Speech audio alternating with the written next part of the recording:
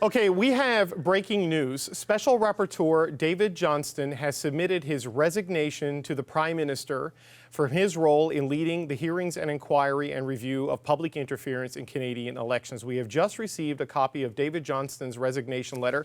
It just came in. I'm going to read to you from what he has to say here.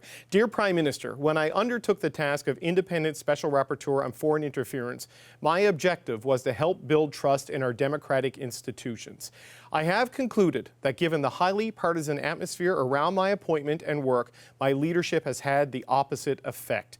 I am therefore tendering my resignation effective no later than the end of June 2023 or as soon as I deliver a brief final report, which I hope to be earlier. Now, there's more there. This is breaking news. We're going to bring in a couple of my colleagues, the CBC's Ashley Burke and the CBC's Aaron Weary, who are here. Now, gang, this just dropped on our desk, so we're all a little bit scrambling here. Aaron, your quick takeaway from what you've seen in this letter so far. I mean, when he says, you know, I've concluded that given the highly partisan atmosphere around my appointment and work, my leadership had the opposite effect in terms of building trust in democratic institutions. I mean, I think that's the takeaway.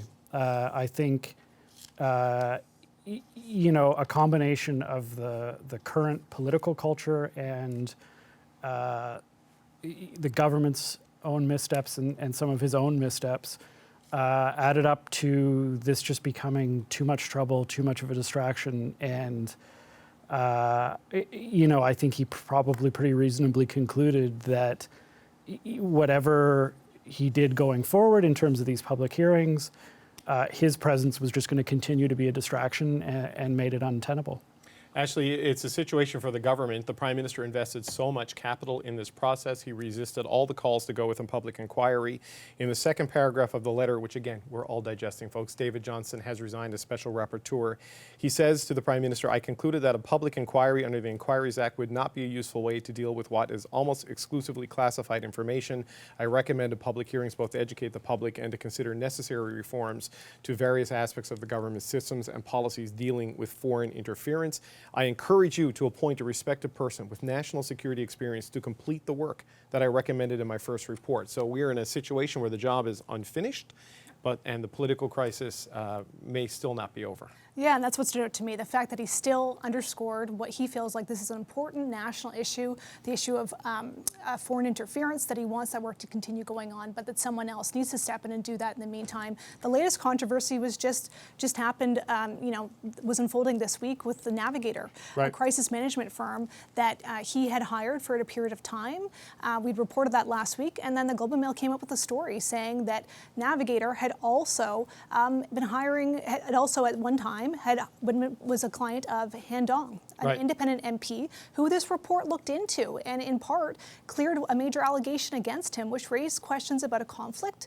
A source with knowledge of the matter told us that there was no overlap in terms of timing, but certainly it's raised a lot of questions, and we have been asking Johnston's office, a spokesperson. Some of those questions have not been getting an answer back today on that.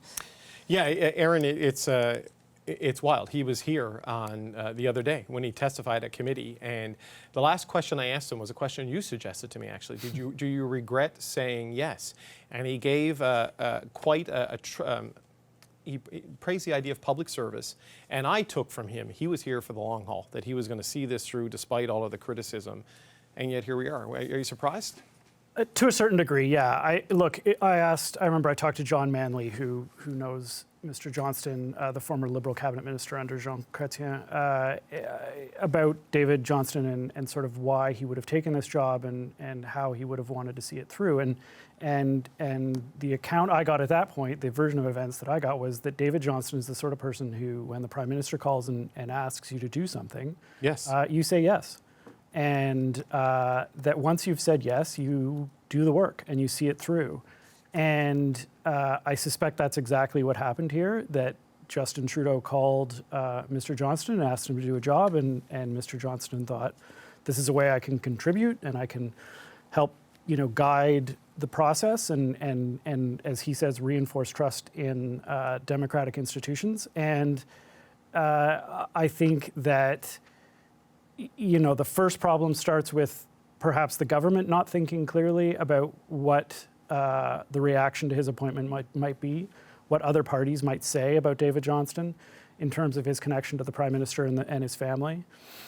his connection to the Trudeau Foundation. And then after that, I think, even coming out of his appearance before committee, there were more questions about who he was talking to, Brian Topp, former NDP strategist Don Guy, former Liberal strategist. Yeah. And then I think the Navigator piece added to that, both the idea that he was seeking, communications advice from a private firm, then the possible conflict that Navigator may have had. I think I would wonder whether just even the reports this week just finally pushed it over the edge for David Johnston, either for himself or for the people he's talking to say, you can't assume this is over, that this is the last controversy, that this is the last issue that's going to come up. It's gotten to a point where seemingly everyone thinks there's a problem here. It's maybe best to sort of cut your losses and move on. And, as he says, there's still this public hearing issue that can be pursued by someone else. There is still the process with the National Security Committee, our National Security and Intelligence Committee of Parliamentarians. So there's still pieces at play. Right. But at this point, it seems to make sense that David Johnston had kind of come to a point where, it was a net negative for him to continue sort of participating in this. While you were speaking, I've been furiously on my phone trying to get a cabinet minister to come on the show to talk about this. We are told we will get a statement from Dominic LeBlanc soon with the government's reaction to this, and that Minister LeBlanc, who has been handling a lot of these issues and is really, quite frankly, the political fixer for this government, will be speaking to this tomorrow, because there's a lot for him to speak about, because we have just received the resignation letter. I've been highlighting the key parts of Special Rapporteur on Foreign Interference David Johnston writing the Prime Minister today, saying that because of the highly partisan atmosphere around my appointment and work, these are his words, my leadership has had the opposite effect of restoring trust in democratic institutions, and he's therefore tendering his resignation effective no later than the end of June, or as soon as I deliver a brief final report, which I hope to be earlier. So the clock is ticking to the end of the month for David Johnston's resignation. He says he would like to speed that along by finishing his work and getting a report to the Prime Minister. I spoke with him exclusively earlier this week, and at the very end of my exclusive interview with David Johnston on Tuesday, I asked him if he had any regrets about saying yes. Just listen to his answer. Oh, you have no regrets in life, David. You do what you're asked to do. And I guess that's what I've always said to my children. All 5 of our daughters in public service. Our grandchildren have values that when you're asked to serve your country, you do so. So actually, that to me didn't sound like a guy who was getting ready to go, right? He had answered the call. It's sort of like the bat signal went up from the Prime Minister's office, and he was there to step in, and it's been rough sailing ever since. Yeah, and I have the same question as Aaron does. Was this Navigator the final sort of story, that showed that the controversies are not letting up? And has the conversation drifted too far away from the actual issue of foreign interference and potential Chinese meddling in the past 2 elections, and has moved on to more of the controversies and questions around the optics of hiring David Johnston? And that really is an optics question, and that's really dominated the parliamentary committees we've seen as well, especially when he testified this week. The questions were around that, not the issue at hand. Yes, very much the conversation became about David Johnston, the man, rather than David Johnston and his views and his findings and his work. We're basically in a live breaking news special mode now, folks. We're going to start bringing in the power panel bit by bit. We've got Emily Nicolas and we've got Stephanie Levitt standing by. So Emily, bring you in now, and Stephanie, thanks for coming on a bit early, folks. We weren't planning for this, but here we are. Emily, first, your reaction. What's your take on what has happened here today? Well, just like everyone else, I'm just taking in the news. I do think that David Johnston's appointment is correct in the sense that when he says in his letter that the climate had just become so partisan, that his appointment, he's become basically the figure of the debate rather than foreign interference. I think he's correct in that assessment. It's unfortunate that we got to that point, but I do think that what he says in the sense that he's not there was so much attack on basically his reputation, his impartiality, that it was doubtful that anything that came out of his work would have been able to solve the trust crisis that this country is having. In that sense, I do think that he's correct. Absolutely. Okay, Stephanie, what's your reaction here, and what's your thoughts on how maybe the government might move forward? I guess that's the thing that struck me right away, was that what was going to be the outcome of this undoubtedly partisan crisis in the first place? Was the government ever going to back down and call the public inquiry that everybody was demanding? It really didn't seem like, the signs were pointing in that direction. So then one pivots and says, what do we make of Mr. Johnston? And can he stay on in the face of this unbearable pressure? Can he continue to do the work that he believes needs to be done, and for people to listen to him and take him seriously, if those efforts were being pre-discounted before he even started? And I'm setting aside the conclusions in his interim report, David. I'm talking about, the public hearings he was supposed to start in the summer with diaspora communities. He was supposed to continue shedding light on this problem. But it didn't seem like that was going to be possible. And I should also add that there were concerns raised when he appeared before the committee, talking about all of this. There began to also be doubts raised in the other elements of his report, how much work he had actually done here, how much digging, how much was actually uncovered. And so that added another layer on top of what, your colleagues were talking about earlier, David, about the issues with Navigator, the people he was taking advice from. There was a lot of stuff in the mix here that was clouding the issue, and as Emily so accurately said, really took the focus away off the actual issue, which is foreign interference, in the sense that the government needs to get its act together and start dealing with this, but it can't do that if it's forever fighting partisan fires on the question. Yes, it is quite a difficult political situation the government has found himself in. Just to recap the breaking news that we're all scrambling to react to, David Johnston, the Special Rapporteur on Foreign Interference, has submitted his resignation letter to the Prime Minister. He will be leaving this job by the end of June or earlier if he can deliver one last final report to the Prime Minister with his recommendations. We're scrambling to get the power panel in place and expand it by adding my colleague Aaron Weary from CBC News, who is here with me now, Marie Vastel, who's just starting a new job as an editorial writer for Le Devoir. Yes. So congratulations. You'll have something to write about in your first crack at it. I guess so. And journalist and author Paul Wells. So Marie, it's promotion day for you, so let's get you to weigh in. Let's give us a verbal editorial. What's your reaction to this resignation by David Johnston? I'm surprised and not surprised. I feel like the pressure was getting very, very high. I'm sort of surprised it wasn't earlier. Why did it take so long? Because really the pressure from opposition parties, at least, and the public has, there has been criticism of his appointment, not the person, but the fact that it's him in that job for quite some time. So I'm not necessarily surprised that this is what it has come to. Mm-hmm. I think he was having difficulty, presenting his report. That press conference wasn't necessarily helpful. The statement he said saying he wasn't going to go, he was going to stay because the mandate is from the government, was also seen as unhelpful.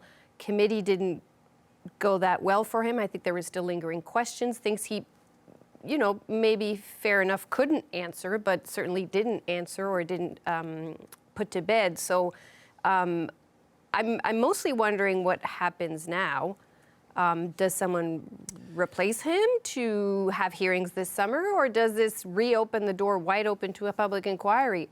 I wonder if the Prime Minister is now thinking, okay, I don't have a choice because I don't really have an excuse anymore not to have a public inquiry. Right. There's really a lot of questions as to what happens now. Maybe Minister LeBlanc will somewhat answer them whenever we get a statement. I don't know. He's getting lots of advice. Jagmeet Singh has just tweeted that David Johnston has done the right thing. Now the Prime Minister must call a public inquiry so that we can restore trust in our democracy. Mr. Singh, if you're watching and would like to come on, please get in touch and we will find a way to connect with you. And Yves-François Blanchet, the leader of the Bloc Québécois, this is translated from French, the Bloc Québécois salutes this dignified decision. The Prime Minister has no choice but to entrust Parliament with the appointment of a judge who would chair a public and independent commission of inquiry into Chinese interference in Canada. Paul, what's your initial reaction to what's happened today? There were assertions of fact in Mr. Johnston's report that may turn out to be true. It may be that a public commission of inquiry wouldn't be very useful because you couldn't get at the stuff that the information that would be germane. And so, and all the opposition leaders in the world might not be able to change that. So I think the PM still faces a dilemma, which is there any point, apart from sort of saving his political skin, in having a commission of inquiry? As for David Johnston, when my kids were still taking advice from me on how to do their homework, I used to tell them, measure twice, cut once, which means make damn sure you're doing the right thing before you make your move. And in the context of appointing, say, a Governor General, in the case of Julie Payette, or a special rapporteur, in the case of a guy who has long-term connections with the Trudeau family, it might have been wiser to go with a recognized authority in international affairs, human rights law, the very meat of the issues that this issue touches. And that never happened.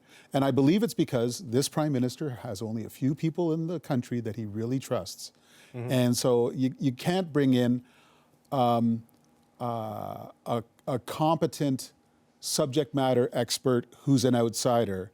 They had to bring in somebody eminent who was the principal of McGill when Justin Trudeau was a student at McGill, with the results that we see today. Okay, I want to just play some tape to remind people where we are, because again, the headline news is David Johnston has tendered his resignation to the Prime Minister as a Special Rapporteur on Foreign Interference. On Tuesday, Johnston responded to MPs voting for him to be removed from this role by saying he would not leave and that he would not be deterred. This is from Tuesday. I have deep respect for the House of Commons and for its right to express an opinion on my work. I have heard clearly the disagreement with my recommendations not to call a public inquiry, as well as allegations about my integrity and my independence. These allegations are, put simply, false, and the decision to repeat them does not make them true. The issue of foreign interference deserves serious and robust debate.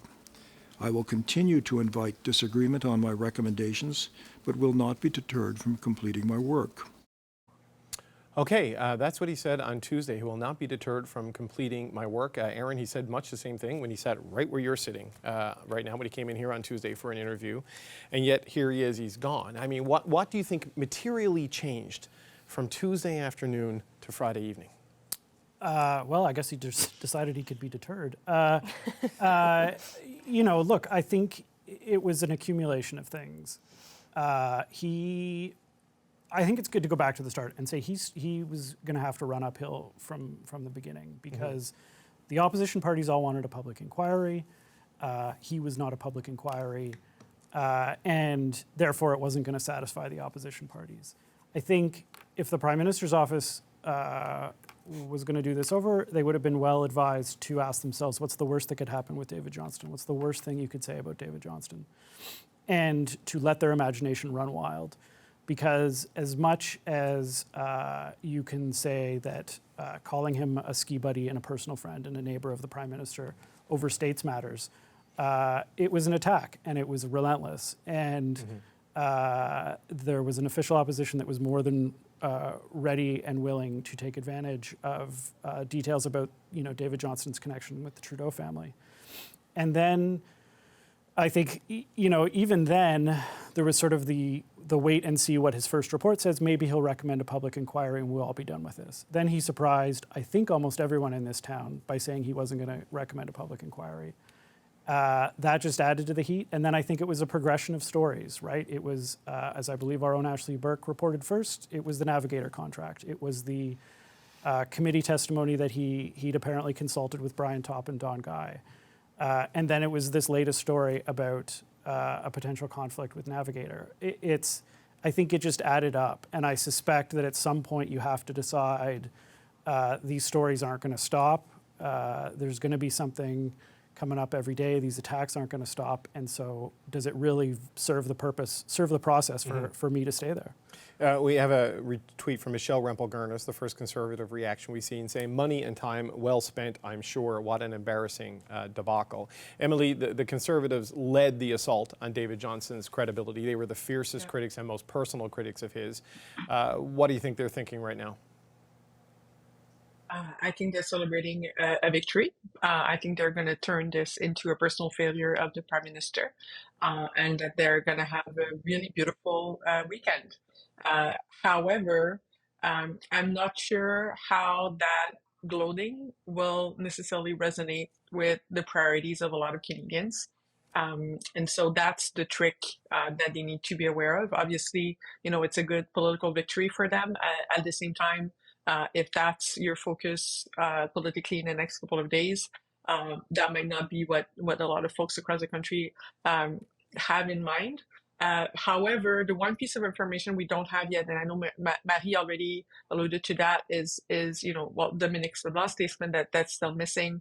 And frankly, for me, the puzzle is, if he is very much, I'm talking about David Johnston, obviously, he is very much a person that was on a mission to complete a mandate from the government.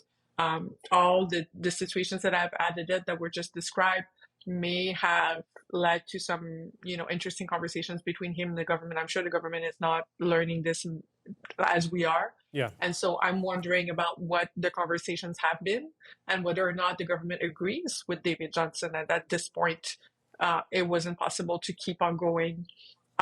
So that's for me the key piece that would resolve, the question that you asked at the top of the show, what has changed? Well, if everything that, if he was pushing through because of he was asked to do a job, maybe if he's not asked to do that job anymore, if the government itself doesn't think it's the best idea to go forward, then it changes his decision without changing his motives and his values. And so that's what I want to know, and I'm looking forward to know in the next minutes, probably. No, and I guarantee you the government knew, because I reached out immediately. Yeah, and they said, we'll have a statement soon, and Dominique LeBlanc is going to speak on this tomorrow. So they clearly... So I'm just eager to know. Yes, exactly. What is that? Yeah, no, they are planning for it, so we'll see what the response is. But Steph, you cover the Conservatives. That's a big part of your beat, the primary responsibility for writing about that party. What do you think they're saying tonight, now that the special rapporteur is gone by the end of June? It's probably a little bit not unlike what the government is doing, which is, okay, now what's next? What is next for their partisan fight on this file? To some degree, they've got to wait to see what the government does and choose how they're going to respond. It's certainly another notch in their belt of the stories that they're trying to pile up to build a narrative about Justin Trudeau, about how he manages government, about his cronies, about the eliteness that he surrounds himself with, and which they argue he governs the country with, being out of touch with the common person. But I thought to myself, earlier this week, we saw David Johnston testify at committee. The Conservatives stopped talking about this issue. They pivoted back to the economy. They started talking on housing. They're aware of the issues that matter to Canadians. And other than this one being able to be another line on their long list of things that they think Justin Trudeau has done poorly by reasons of his upbringing and birth, it didn't give them much more than that. The question is, do they actually become seized with the issue of foreign interference as well? Can they take that seriously? Can they now maybe take a step back and potentially say, okay, can we now all agree that this is an issue for an election? We could have, in theory, an election as late as 2025 or any day now. What are we going to do about this issue? It actually matters. Yeah. And I'm also curious now at this point, about these security briefings. What happens to that? What happens to the Parliamentary Security Committee that was supposed to review this, and the security agencies committees that were supposed to review this? Is now everybody going to get shut out of these classified documents, and no one will ever be able to check against David Johnston's work? Because I think that's important too. Those facts are still out there somewhere. Somebody has them. And it'd be really good to know what was in there, and can we maybe get to some of the more meat of this issue and start taking it seriously? Will the Conservatives do that? I'm not sure. Okay, we've just been told that David Johnston, the special rapporteur, and the breaking news is that he has resigned, will not be doing any interviews, which is probably not surprising given the last couple of weeks. But he did speak to me on Tuesday, and in an interview I asked him how much damage does he think all of this has had on his particular reputation. So just want to play that tape if we can there, Tyler, in the control room. Well, it's not a question of me or about me. It's about a really important challenge to the country, David, and that's foreign interference, which is growing very substantially, is very dangerous, and we have to work to manage it, control it, and deter it.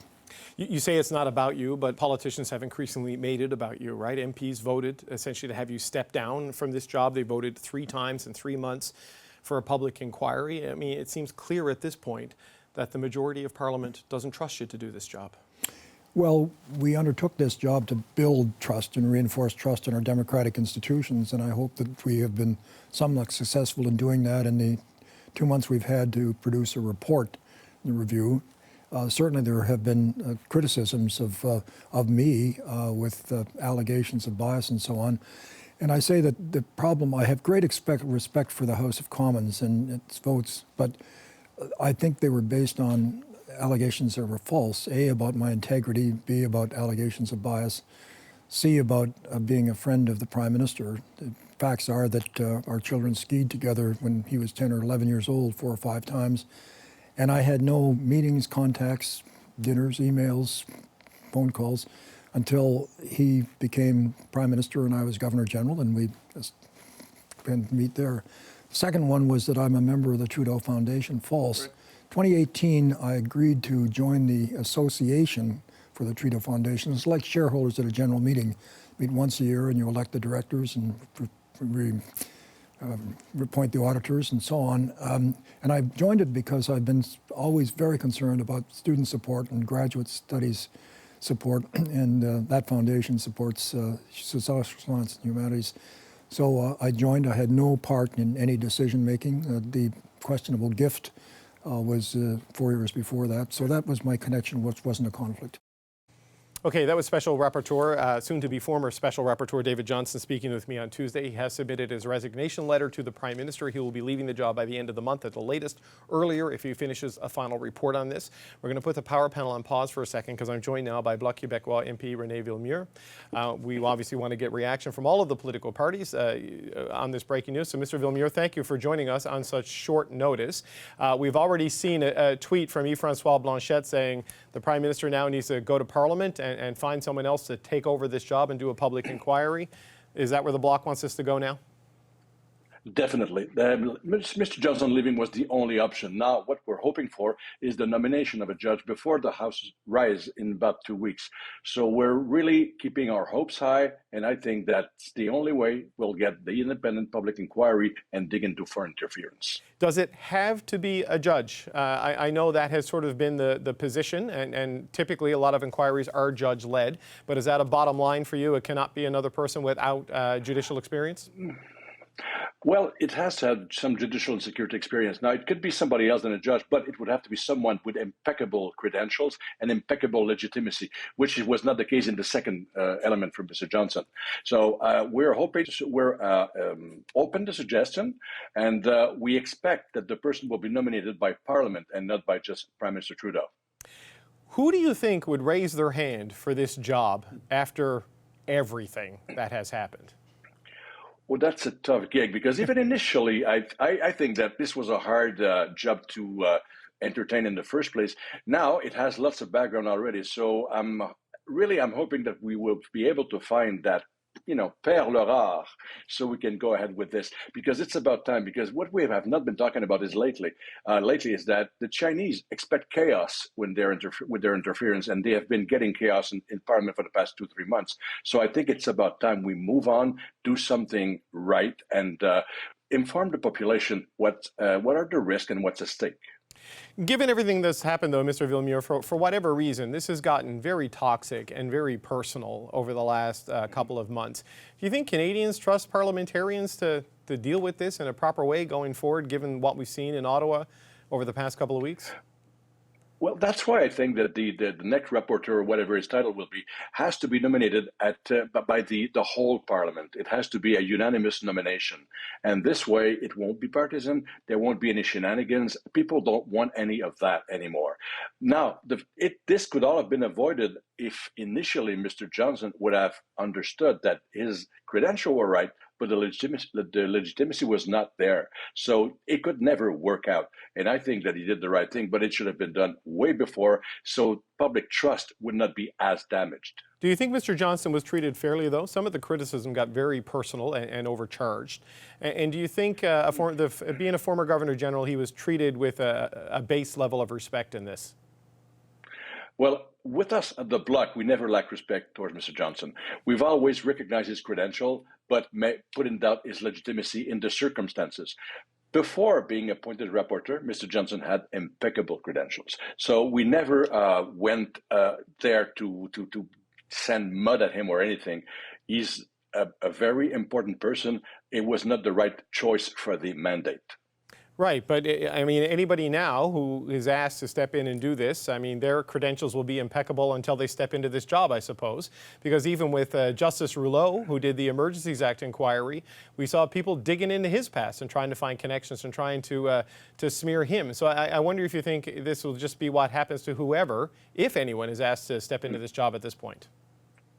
Well, we live in an unfortunate time as far as digging for dirt, but I think that a unanimous vote from Parliament would at least send a message that the person was voted at, by everybody, and it's not a partisan choice. What we were afraid of is we always thought that Mr. Johnson, working on Mr. Trudeau Foundation, was too close for comfort. And I think he understood that, but he didn't think the backlash would be as big. Now, I hope that the population will follow the choice of Parliament, not the choice of the Prime Minister, the choice of Parliament, and we will find that person that will be able to do the mandate. Because, we have to realize that we are under foreign interference, and this is not good. So something has to be done. The Prime Minister on this put all of his eggs in the special rapporteur basket. Where do you think this leaves Justin Trudeau tonight? Well, he definitely demonstrated a lack of judgment. And I think at some point it was some kind of arrogance also. In the first place, we have informed the Prime Minister that this was not the right choice, and we've put the reasons together very politely, and we were met with nothing. So at this point, I think that it's a big mistake for him. It will cost him dearly, and hopefully the next appointment will be able to rub some of it off. Okay, René Villemure, Bloc Québécois MP and ethics critic, I want to thank you so much for joining us on such short notice. We appreciate your time. Thanks for having me. Thank you. Okay, if you are just joining us, David Johnston has resigned as Special Rapporteur looking into foreign interference. Here are some of the key parts of David Johnston's statement and his resignation letter that we just received this hour. I have concluded that given the highly partisan atmosphere around my appointment and work, my leadership has had the opposite effect of restoring trust. I am therefore tendering my resignation effective no later than the end of June 2023 or as soon as I deliver a brief final report, which I hope to be earlier. I recommended public hearings both to educate the public and to consider necessary reforms to various aspects of the government's systems and policies dealing with foreign interference. I encourage you to appoint a respected person, he says to the Prime Minister, with national security experience to complete the work that I recommended in my first report. Ideally, you would consult with opposition parties to identify suitable candidates to lead this effort. Okay, the power panel is here, and I want to pick up the conversation from there. We've got Aaron Weary, Marie Vestel, Paul Wells, Emily Nicolas, and Stephanie Levitz. It's a big news day. You get a cast of thousands. We've got a Last Supper vibe going here. Marie, I want to pick up on that last point. I encourage you to appoint a respected person. Who steps into this political buzzsaw after what David Johnston went through?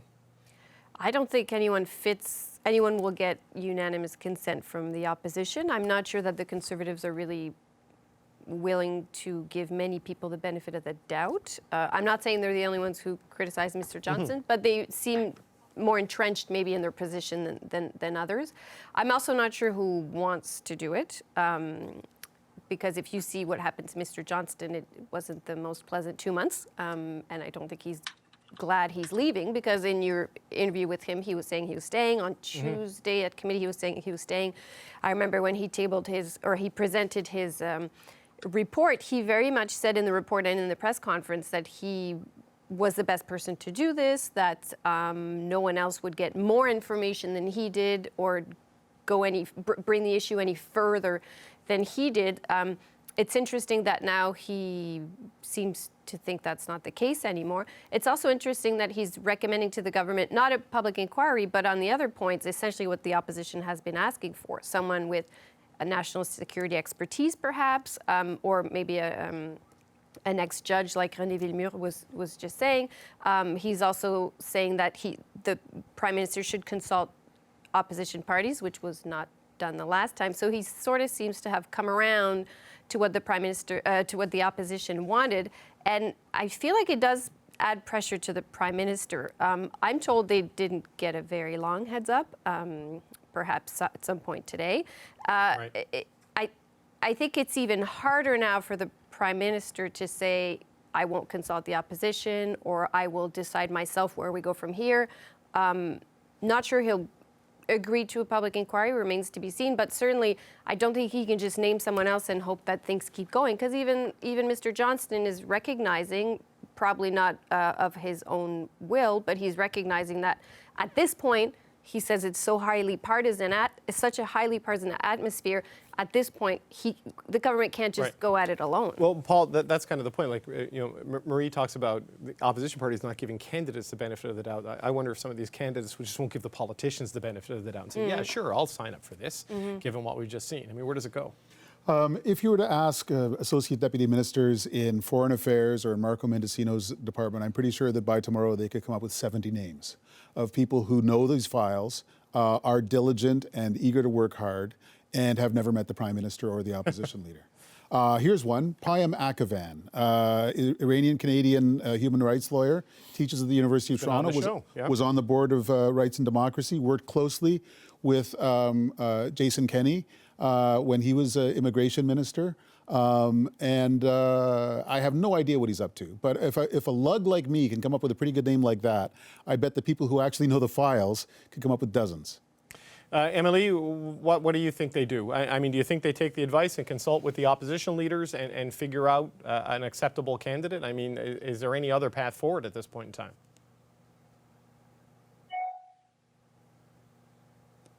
Oh, I'm not hearing Emily's audio. Oh, there we go. We got you. Okay.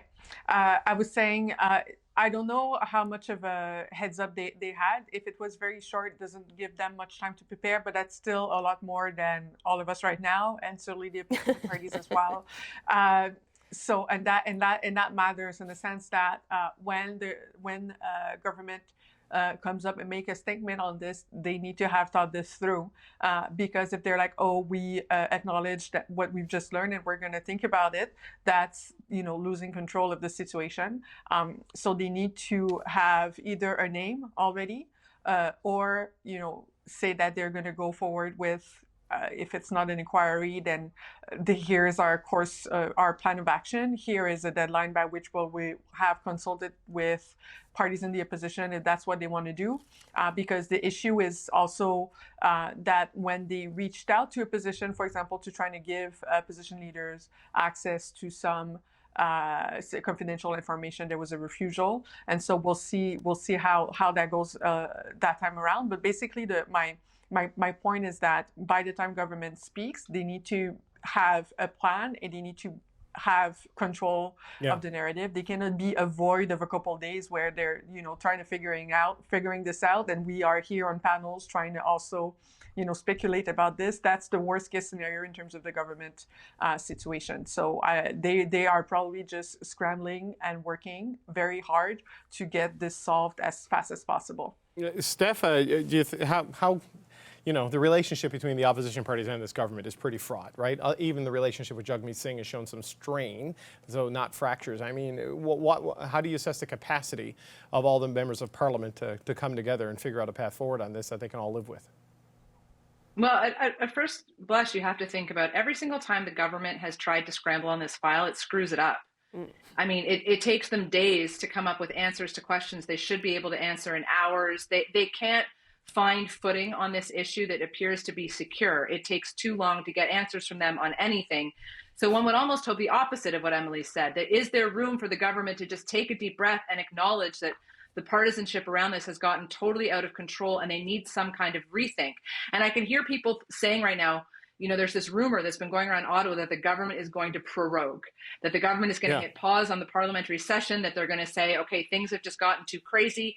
And I can hear, people saying, this is it. This is the moment where they say, you know what, to heck with it all. We're taking a break. We're proroguing. I don't want to, I don't think they're going to go that far. But the point is they've screwed up their response to this issue so many times, it feels like, that maybe it is time to just take a breath here and figure out what is going to work. Is it possible to have a conversation of any significance and seriousness with Jagmeet Singh, with Pierre Poilievre, with Blanchette on this issue? I mean, they're all getting briefings on forest fires right now that seem to be working in a very nice nonpartisan way. So could we perhaps, try and shelve the partisanship? I'm Charlie Brown with the football, David. I always think this time is going to be different. And then the football gets yanked away from me, And maybe this could be the thing. And some of that will depend on the reaction perhaps from Mr. Poilievre. What is he willing to give here? Is he willing to bend at all and acknowledge that, okay, there's got to be a better path forward and he'd like to help chart that path? Or is he just going to continue being the thorn in the government's side over this, no matter what they do, no matter what name, no matter what idea? he's just going to accuse Justin Trudeau's Liberals of being unable to handle anything. I'd bet on the latter.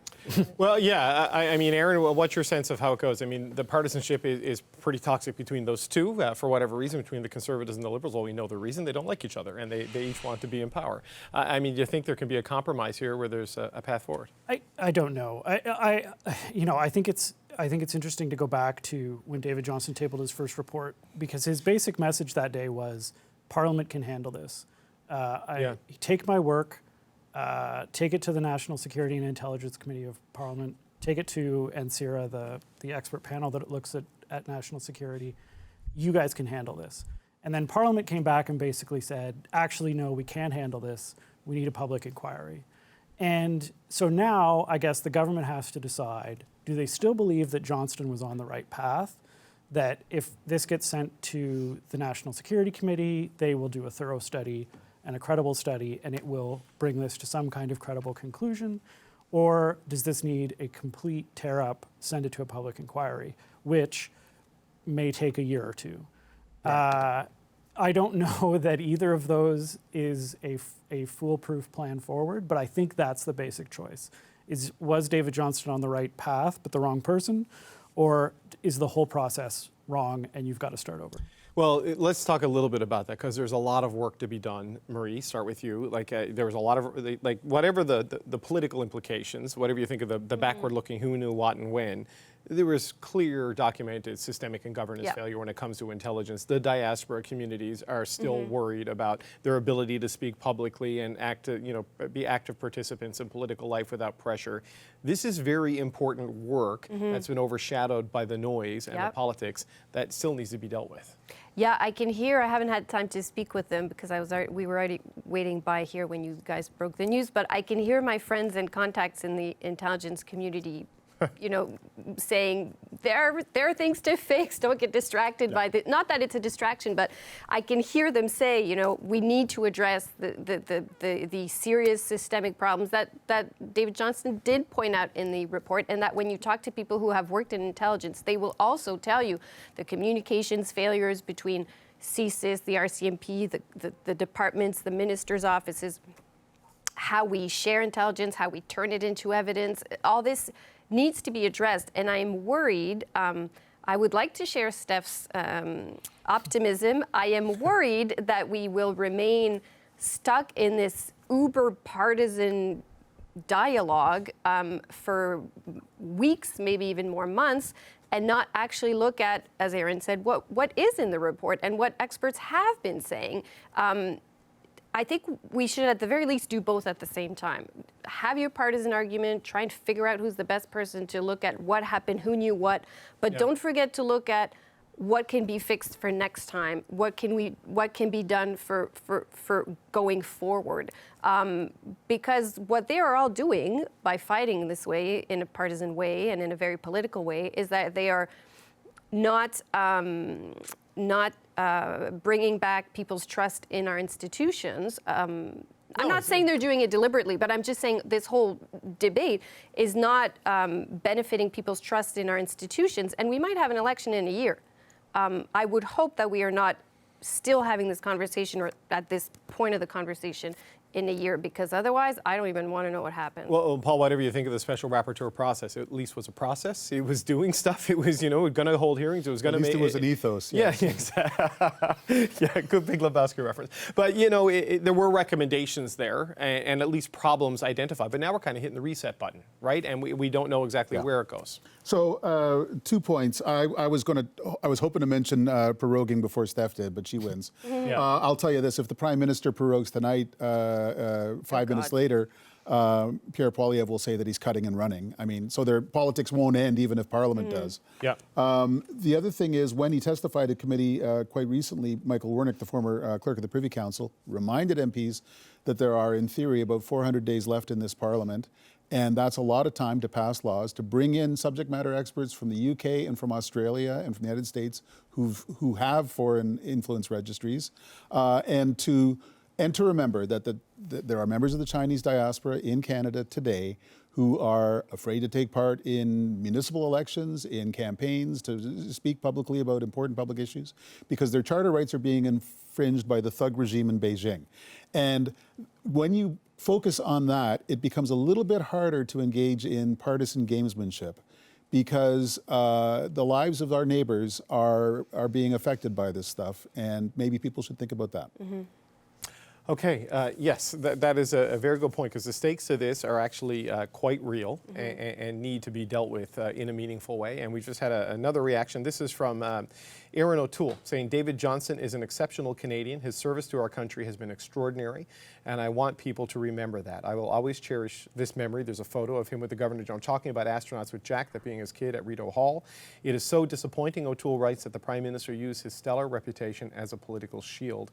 It is time to finally call a national inquiry to look at how best to safeguard our democracy from interference. So that's Aaron O'Toole. In just a second, we're going to talk to the man who ran Aaron O'Toole's national election campaign. That's Fred Delory. But I need to say goodbye to the power panel, who have done incredible work scrambling on a breaking news story. Sorry, I put my phone down. And yeah, you can put it. But Aaron Wary, Marie Vestel, Paul Wells. Working as I'm talking. Everybody's got an iPhone or whatever they use up today. Emily Nicola and Stephanie Levitt. So I could hear typing in the background during some of it. So we know you're working hard. Gang, I appreciate it. Thanks so much for answering the call for public service and staying with us to the bitter end. Okay, as we say goodbye to the power panel, I need to say hello to Fred Delory. As I said, he is a former Conservative national campaign manager for the man whose tweet we just read, Aaron O'Toole. He has been an interesting voice on this, Fred. Thank you for joining me yet again. I mean, you said you didn't need a public inquiry. This sort of process might have done the job in terms of fixing some of the issues that your party identified. Now I'm not sure we're getting either. What's your reaction to David Johnston's resignation? Well, look, it's chaos right now, David. I don't know what's going to happen with all of this. It was unexpected. I thought the report that Mr. Johnston did was thorough and had a lot of information in it, and a lot of a blueprint on where we could go forward in managing this issue. And now everything is up in the air. He says in his resignation letter, Fred, I just want to read a part of it to you. He says, my objective was to help build trust in our democratic institutions. I have concluded that given the highly partisan atmosphere around my appointment to work, my leadership has had the opposite effect. How does this resignation change any of that? The partisan atmosphere is still going to be here, you know, on Saturday morning and on Monday morning when MPs come back to work. I mean, how does Ottawa move past this to try to get a real solution to this issue if the David Johnston way isn't the right way? It's going to be very, very challenging. We have an opposition party, the official opposition, the Conservatives, who really dug in on this issue and did a very good job from their perspective in destroying this man's reputation. You know, this man was appointed by former Prime Minister Harper to the role of Governor General, reappointed or asked to stay on going into the 2015 election. And even he also was the chair of the election debate commission for the last two elections, in which I don't recall Conservatives raising an issue about that. I was a national campaign manager last election, and we had meetings with him discussing debates, and we never raised any partisanship issues. So for this to all come out now, I think it's going to be a real mess. I think it's going to be an immense challenge for the government. Mr. Poilievre has made it very clear he wants a say in who the next person is, or who oversees whatever the process is that goes forward. And I don't see how he'll ever accept what the government recommends. So I don't know. We're just walking in circles here now.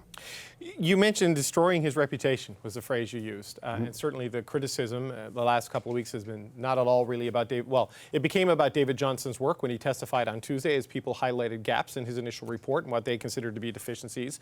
But you correctly point out there has been an enormous focus on him as a human being and his connections to the Trudeau family. Do you think he's been treated fairly in all of this? I mean, in terms of how the concerns about his connections to the Trudeau family and the Trudeau Foundation have been characterized and really weaponized against him?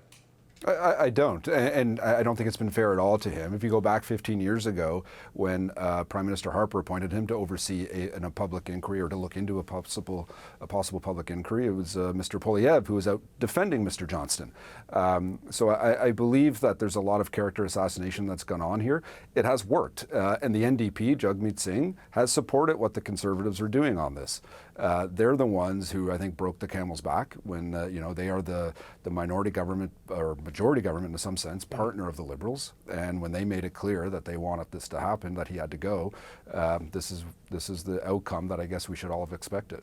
He says at the end of his letter to the Prime Minister, I encourage you to appoint a respected person with national security experience to complete the work that I recommended in my first report. And ideally, you would consult with opposition parties to identify suitable candidates to lead this effort. Who do you think is a suitable candidate to step in and lead that effort? I don't know who would want this job now, because you've got a giant bullseye on you, whoever you are. And the question is, consult, yes. So I think that makes sense. I mean, the Prime Minister should consult the opposition leaders, but I just don't see any consensus. And I think that's what the opposition is now demanding, is consensus. And also not just to look at this, they want a public inquiry. They're going to dig in on that. And a lot of this is politics. I've said this before, David, on your show.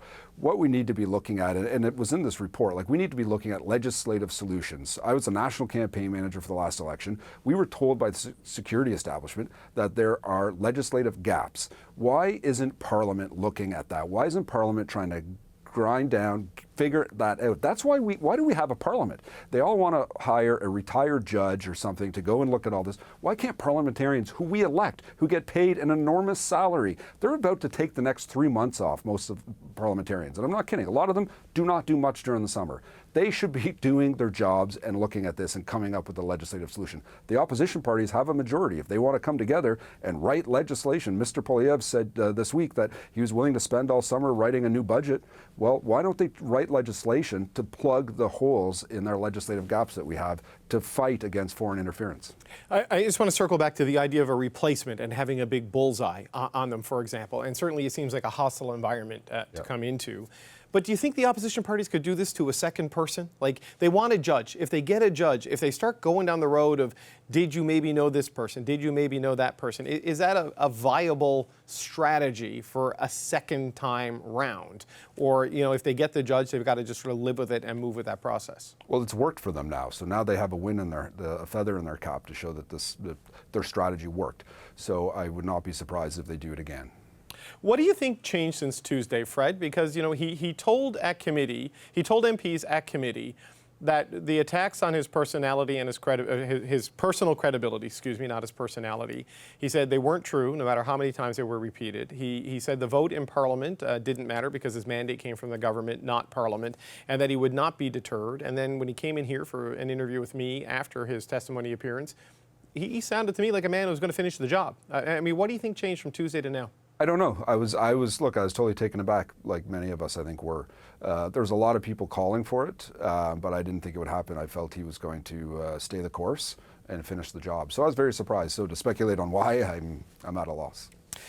What do you think the Conservatives are thinking? They were the loudest and earliest and most vocal critic of David Johnston. You've heard the attacks of a ski buddy, chalet neighbor, family friend. What do you think they're feeling in terms of the political success? How they're feeling short-term politics, looking at it that way, this is a big win.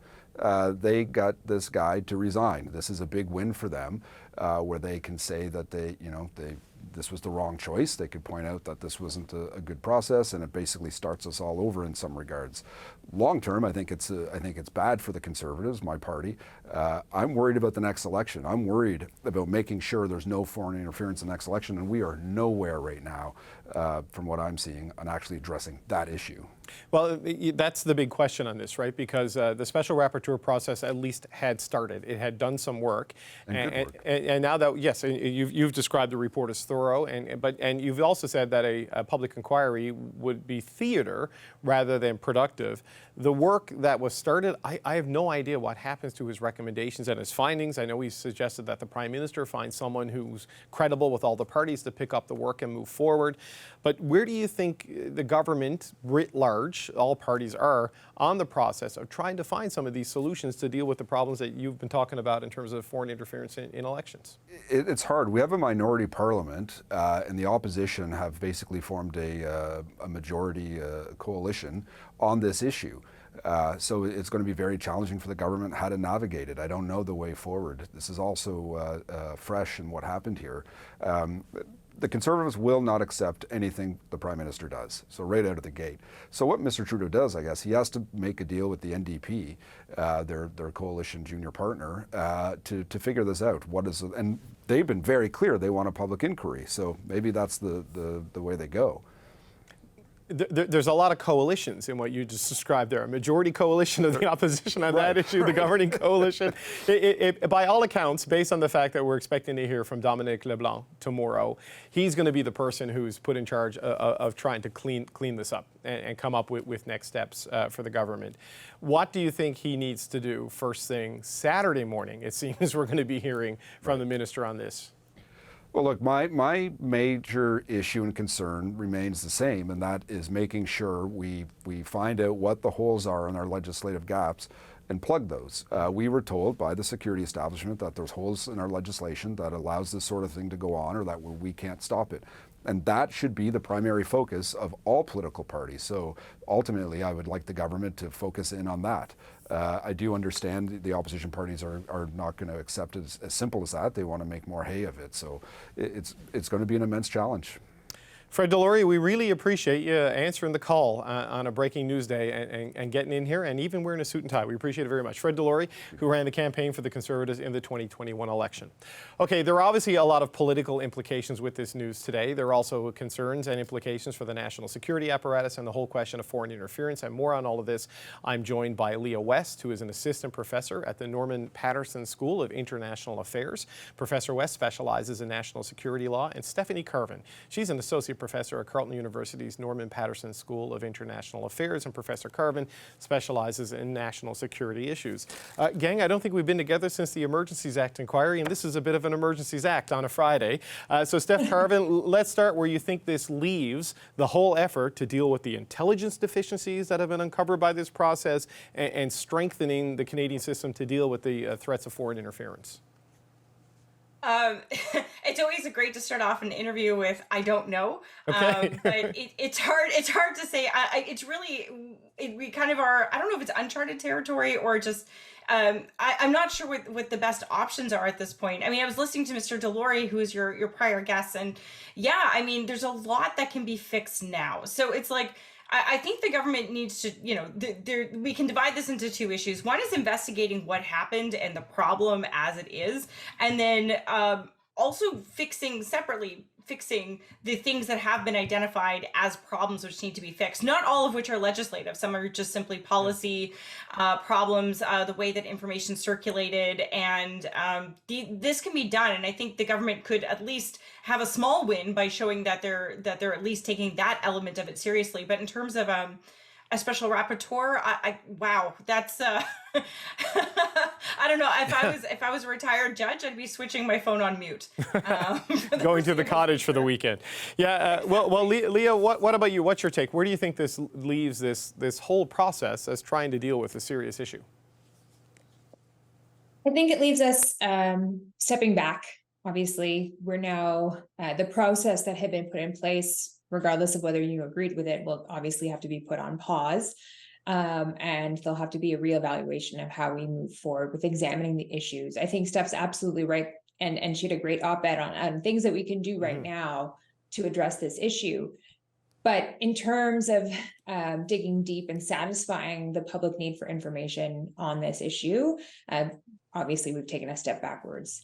And what I suspect the Canadian public is going to be calling for is a public inquiry, because David Johnston was an individual who made the decision that a public inquiry wasn't necessary.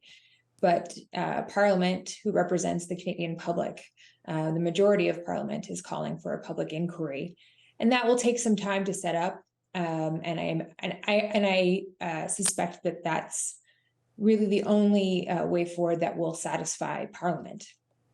Stephanie, he does end his resignation letter, David Johnston, the letter he sent to the Prime Minister saying, "I encourage you to appoint a respected person with national security experience to complete the work that I recommended in my first report, and that they should consult with opposition leaders to identify suitable candidates to lead that effort." He does not recommend a public inquiry in his resignation letter, but he does recommend that they get on with the work and appoint someone with the support of the opposition. Let's parse it down. Who do you think is the ideal candidate to step in to leading that effort? I mean, who could possibly, I'm not asking for a name, a description, give me a concept resume for who could step in here. Okay, that's fair. That's a little easier because the name thing is going to be hard. I was going to say Leah. Leah can do it. But the no pressure. You two were Leah. friends. Why would you do that to her? Because I've been listing names in a group chat. Yeah. Yeah, also that, yeah.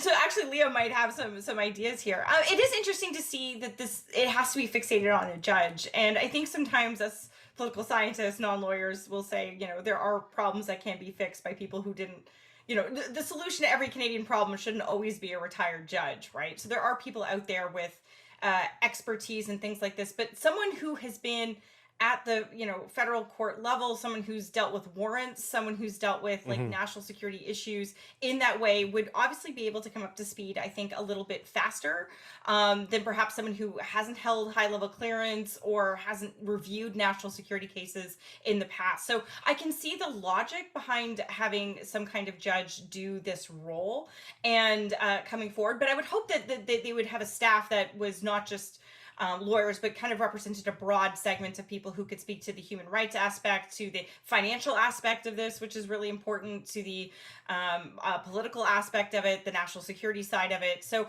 hopefully someone that can also bring together a good team of people who will be able to coordinate work, because this is going to have to be done fairly quickly, right?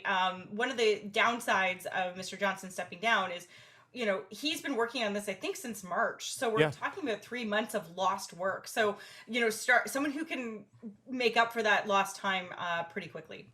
Leah, in terms of who steps in here, I don't know if it's going to be a public inquiry. I don't know if it's just going to be try to have a judge lead some sort of version of the special rapporteur process that's agreed upon by people. I mean, there's a lot of unknowns here.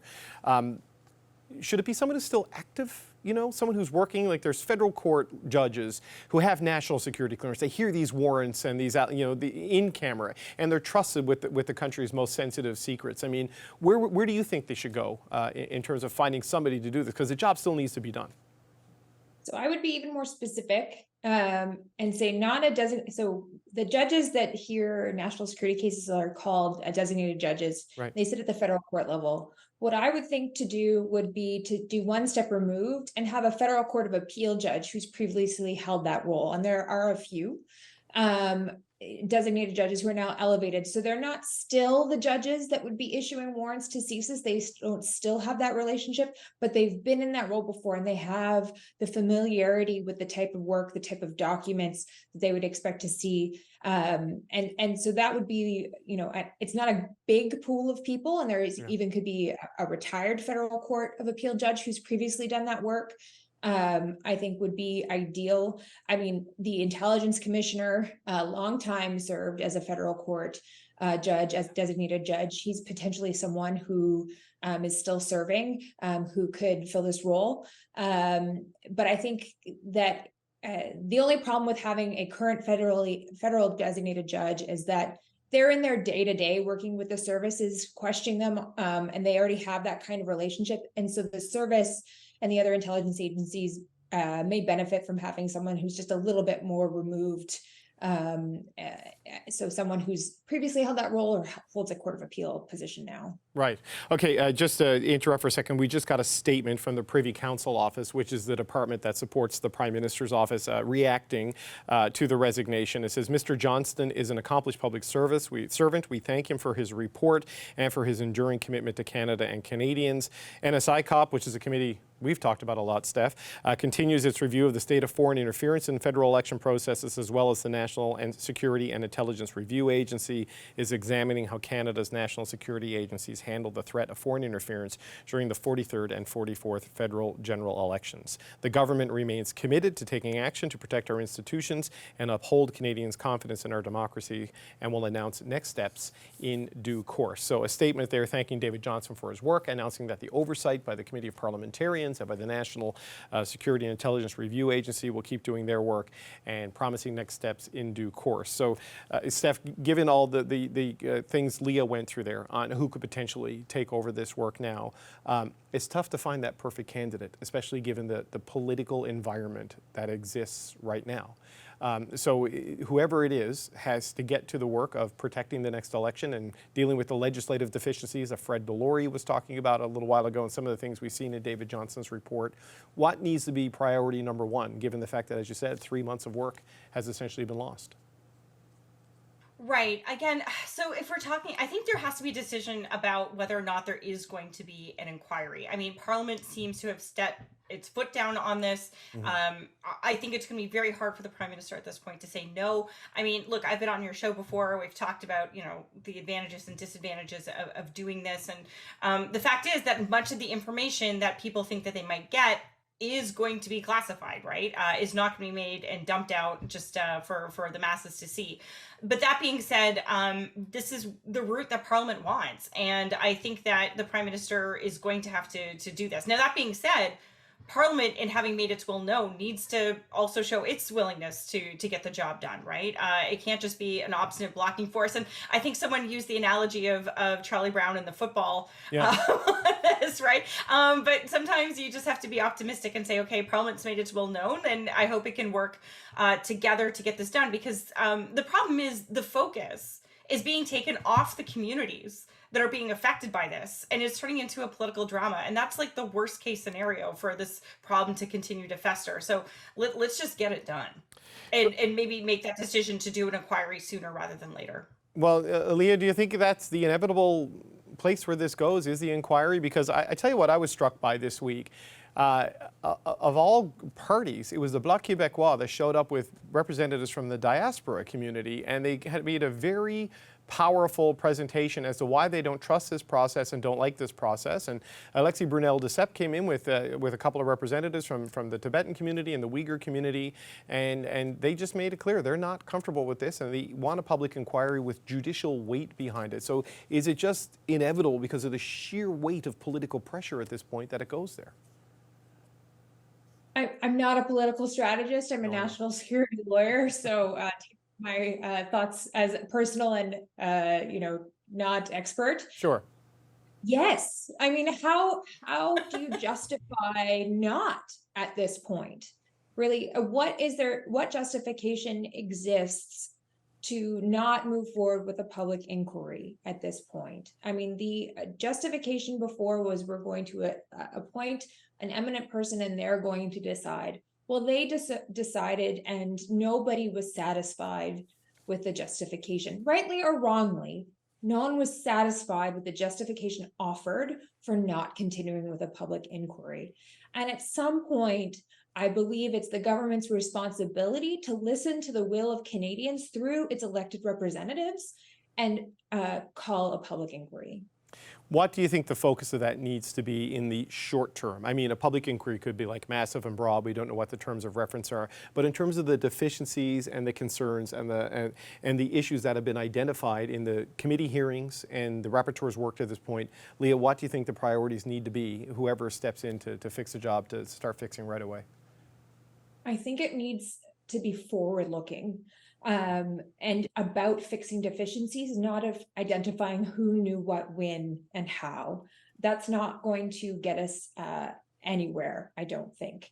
What we need to do is understand precisely, and to an extent we already do, but to understand precisely how this is affecting diaspora communities and how agencies who understand what's going on are limited from actually doing anything to prevent it, or to prevent it to the extent that is necessary to limit foreign interference in Canadian elections and Canadian democratic processes writ large. It's not just about the election and the writ period, right? We're seeing diasporas being influenced in their daily lives as they exercise their right to self-determination. So I really think it needs to be forward-looking. Because looking back to finger point at who knew what, when, and where the failures were in the past are not going to solve the problem. We know a bit about what the problems are. We need people to sit around the table to understand the best solutions.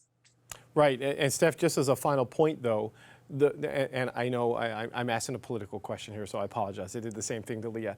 But you've watched the committees and stuff. The focus is so relentlessly on that backward-looking, wanting a forensic examination of the past elections, right? So as a national security practitioner and expert, I mean, how worried are you right now that the politics sort of gets in the way of that forward-looking, solutions-based approach that Leah has just said is what we need?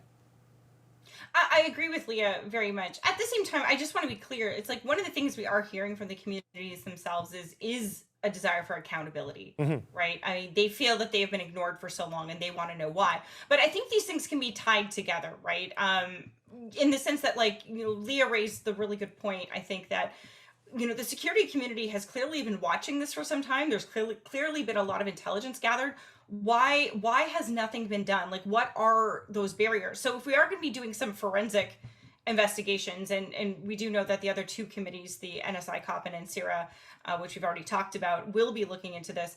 What is it that hasn't been done that needs to be fixed? So, there may be some kind of forensic digging required to understand where we're going. I think Leah appreciates that too. But yeah, I mean, again, this issue is so charged. I do hope that the ability to appoint, finally have some kind of inquiry, appoint someone, and then hopefully we can all just take a deep breath and go from there. But at the same time, I think it would benefit the government to show that they're not just sitting back and waiting for like the next 9 months for something to come out of this inquiry, if that's even how long it takes. They need to show that they're acting now, right? And that's where I think we need to go. Okay, we're going to have to let you go. I appreciate you guys answering the call. Leah West, Stephanie Carvin. If there is a public inquiry, maybe we can do a panel again on every Friday. All right, like we did in the last one. But listen, gang, thanks so much for answering the call. We always appreciate the insight and the expertise. That's great. Thanks so much. Cheers. Okay, here are some of the key parts of David Johnston's resignation statement that we received this hour. He says that I have concluded that given the highly partisan atmosphere around my appointment and work, my leadership has had the opposite effect of the intention of restoring trust in democracy. I am therefore tendering my resignation effective no later than the end of June 2023 or as soon as I deliver a brief final report, which I hope to be earlier. I recommended public hearings, both to educate the public and to consider necessary reforms to various aspects of the government systems and policies dealing with foreign interference. I encourage you, he says to the Prime Minister, to appoint a respected person with national security experience to complete the work that I recommended in my first report. Ideally, you would consult with opposition parties to identify suitable candidates to lead this effort.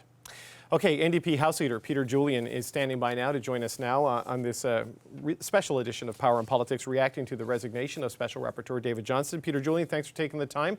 What now, sir? What do you think needs to happen next?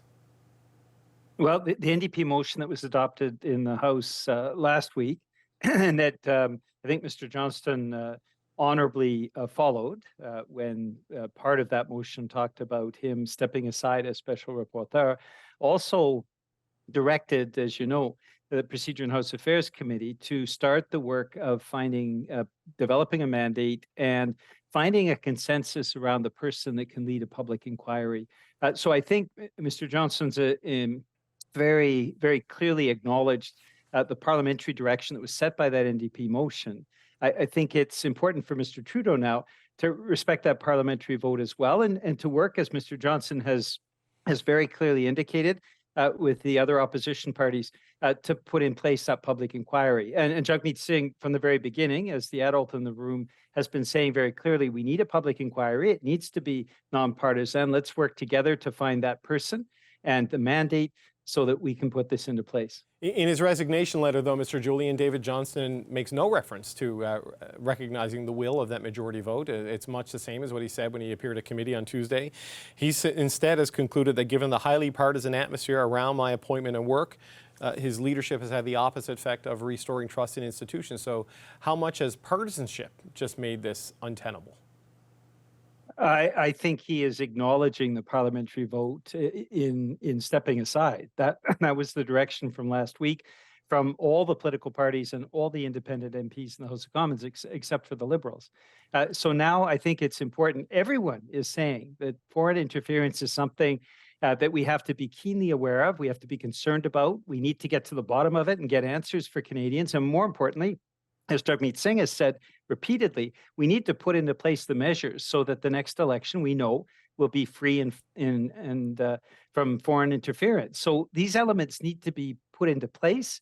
As I suggest, Mr. Johnston has acknowledged the parliamentary vote by stepping aside, and Mr. Trudeau really needs to do the same thing and work with opposition parties so that we can get that mandate, get that individual, and start that public inquiry process.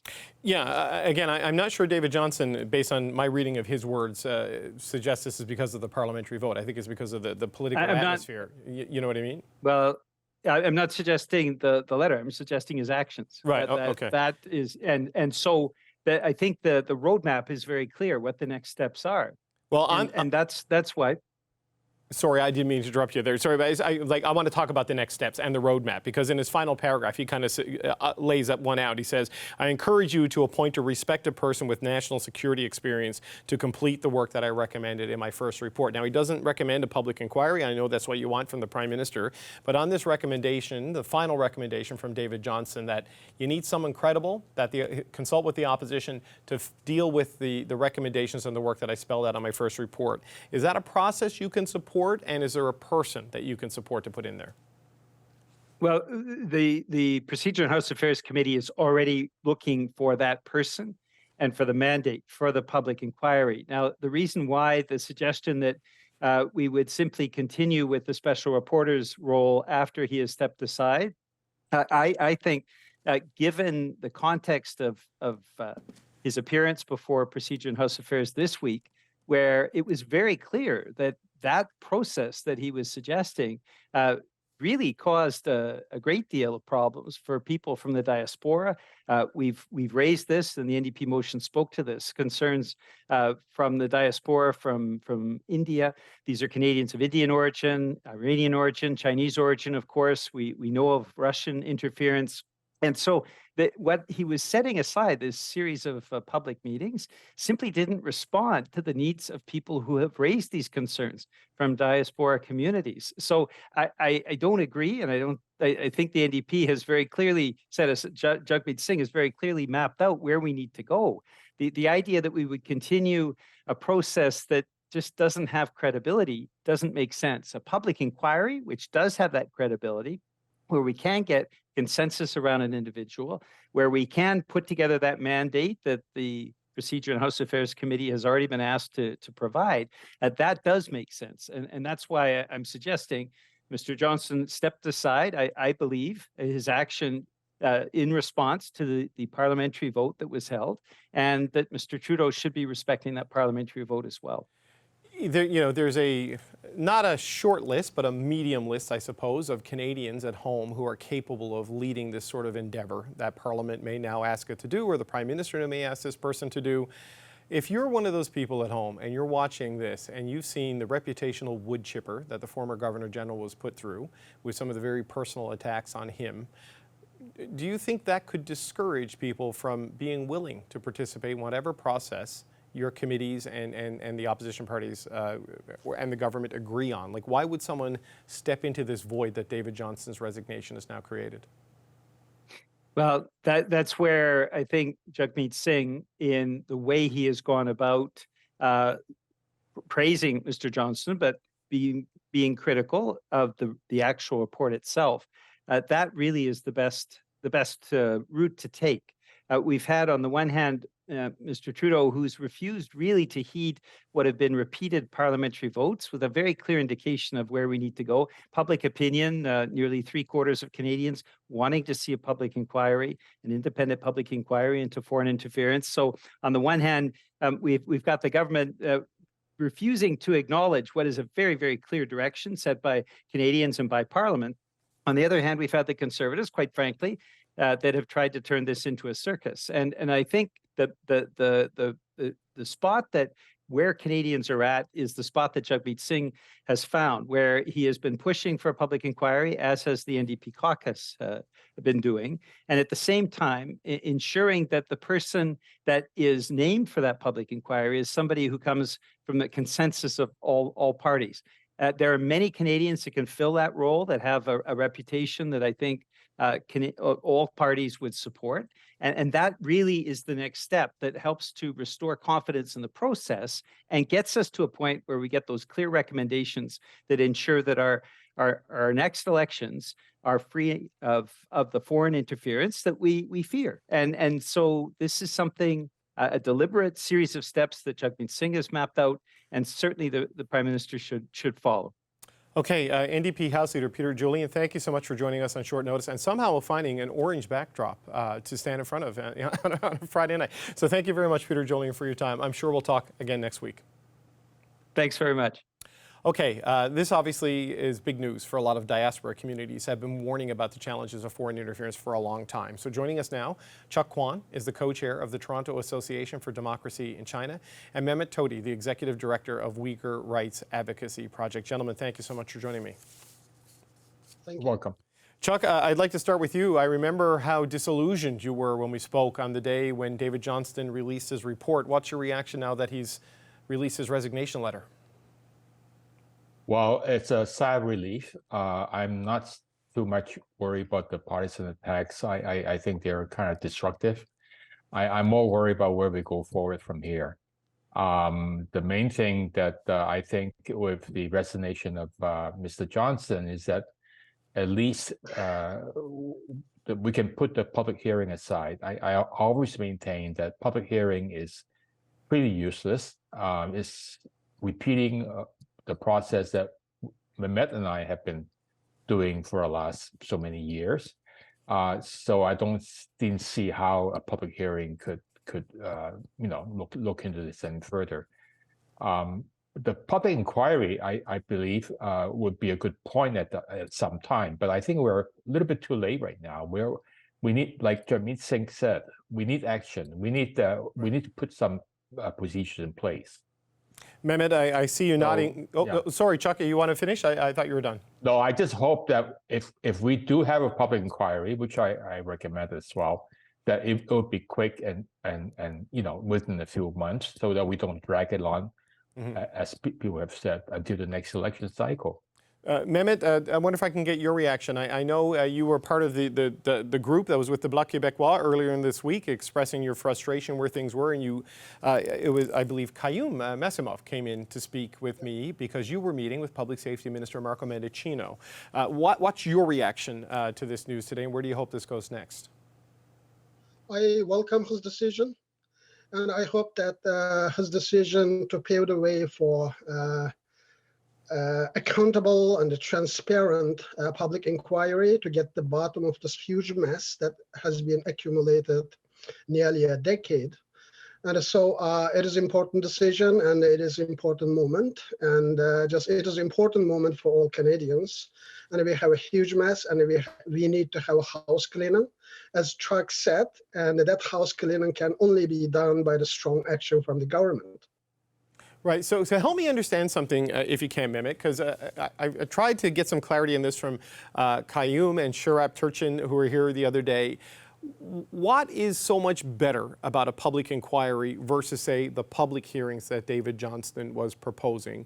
In terms of what is it that the hearings didn't give you that a public inquiry would give you? Can you quantify that for me? Public hearing is pretty much the repeated cycle of discussion again. And we are going to share the same stories, and we are going to share the same experience of intimidation and the transnational harassments. And the public inquiry, why we put so much importance to public inquiry is we have to get the bottom of this mess, as I said.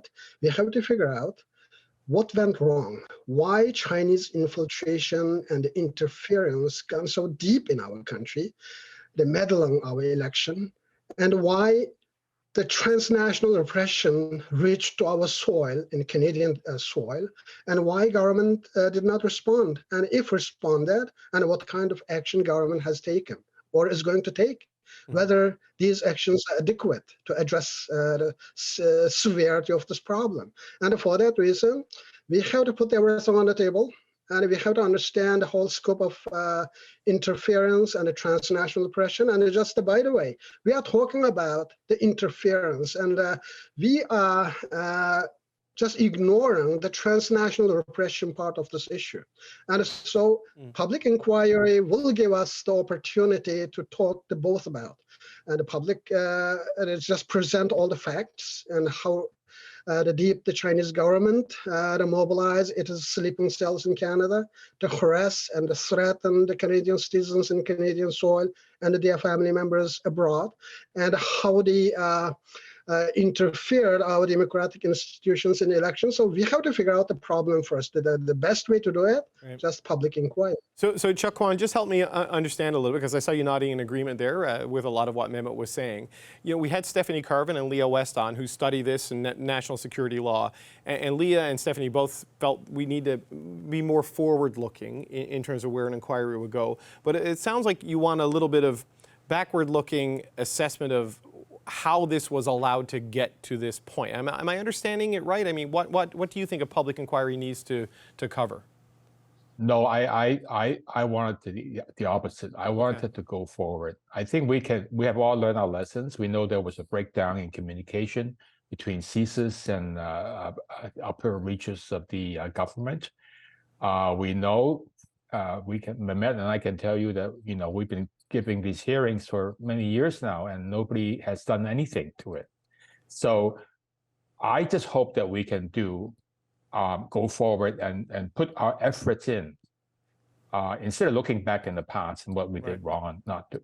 We learn from our past, and then we go forward and say, let's establish an agent, the right kind of law and enforcement, so that we can prevent further erosion of our civil society, of our democracy.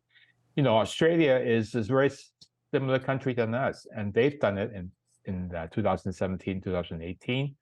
From what I heard, they've done very well. Why can't we just ask a few experts from Australia, tell us what they did, and maybe go from there? I mean, sometimes we tend to always trying to build something from scratch, when you can easily learn from others who have done very well. So I urge the government to do that as well. I think that's a very, at least give us a fast track into establishing some kind of law and enforcement, and of course the foreign agent registry. Right. And so, but Mehmet, those are things that can be done before there's an inquiry, right? Like they've said they want to do a foreign agent registry. They can move on that fast, have something like that in place by the end of the year if they need to. But I just wonder, it's been 3 months of the David Johnston process, the special rapporteur process, and now it's been detonated, right? And we're kind of hitting the reset button. So Mehmet, I just wonder, how worried are you about lost time and compressed time frames with another election coming? And as people point out, this stuff is going on outside of election periods. I mean, there's been a lot of time that could potentially be wasted now. Yeah, and I have a valid concern about that, because when we talk about the government action, and most of the time government just provided lip service, just to give the example of the forced labor issue, for example, nearly 2.5 years ago, the Global Affairs issued the advisory on forced labor, and advising companies to exercise due diligence. And more than 2.5 years passed, and the customer and the border doors open for all products made by the use of Uyghur forced labor. And the United States has seized tons of thousands of shipments so far, and Canada, we have done nothing. Literally nothing. And the government said, and next year we are going to take action. And so I have a huge concern on this. And so just most importantly, we are only talking about the election interference. And this is the only part of the huge iceberg. And we have to talk about the illegal police stations operating here and threatening the dissidents. At the same time, we have to talk about the 3 levels of infiltration by the pro-Chinese agents. And we have to talk about the transnational oppression, all in one package. It is the extension of Chinese national security law and prosecuting dissidents beyond its jurisdiction. So this is the part of the Chinese interference. And for that reason, this matter is much bigger than the public discussion. And the best way is just to put all pictures on the table and figure out the best solution and the best sort of action and discuss all together with the public and address these issues. Otherwise, we cannot afford to lose any minute. Okay, I am out of time here today, but I want to invite you to come back Monday if you can. We're going to hear from the government tomorrow. Dominic LeBlanc has issued a statement saying he has been tasked by the Prime Minister with consulting experts and opposition parties on next steps to figure out where this should go. We're going to hear from him tomorrow, and I think he's going to come on the show on Monday, and I'd like to invite you both back to respond on the next steps the government is going to lay out. So thank you so much for joining me now. Chuck Kwan is the co-chair of the Toronto Association for Democracy in China, and Mehmet Todi is the executive director of the Uyghur Rights Advocacy Project. Now, my colleagues have reached Conservative MP Michael Barrett for some reaction to what's happened today. Here's some of what the opposition is saying. For months, Conservatives have said that this rapporteur process was part of the Prime Minister's attempt to cover up what he knew and why he has failed to take meaningful action on foreign interference in our elections. And the House of Commons has voted 3 times for there to be an independent public inquiry. And with the rapporteur resigning today, as we asked for in the House of Commons, it's time now for the Prime Minister to consult and to collaborate with the leaders of the opposition today and to name someone who is truly independent, not a member of the Trudeau Foundation, to lead a public inquiry.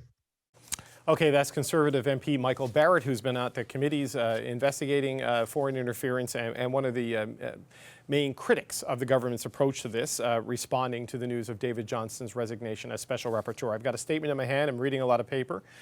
Sorry, 10 seconds left. Are we done? Okay, it's from Dominic LeBlanc. Says, I want to thank the Right Honourable David Johnston for his decades of service to Canada, the partisan attacks levied by the Conservative Party against the former Governor-General are unwarranted and unacceptable. Dominic LeBlanc will speak to the media tomorrow. He says he's been tasked with consulting experts and opposition leaders on next steps, so he has a big job ahead of him.